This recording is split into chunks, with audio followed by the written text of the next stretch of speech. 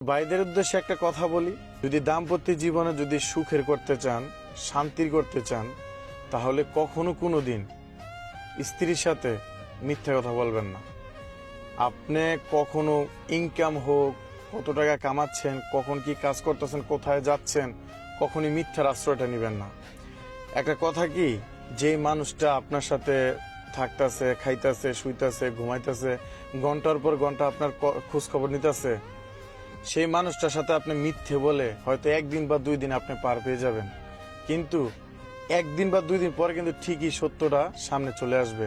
তখন কিন্তু আপনার উপর একটা অবিশ্বাস তৈরি হয়ে যাবে। আর এটা সত্য কথা, কোনো মেয়েদের মন থেকে যদি একবার উঠে যান, দ্বিতীয়বার আর যেতে পারবেন না। আর তাদের মনে যদি একবার অবিশ্বাস ঢুকে যায়, তাহলে পুরো দুনিয়াটা কেমত হয়ে যাবে, কিন্তু বিশ্বাস আর কোনোদিন আসতে চাবে না। অতএব আপনি যখনই যা করেন, যদি আপনার পরিবারকে কাউকে টাকা দেন বা কোনো কিছু একটা দিয়ে হেল্প করেন, এটা আপনার স্ত্রীর কাছে শেয়ার করবেন। সে হয়তো রাগের মাথায় আপনাকে একটা কথা শোনাবে,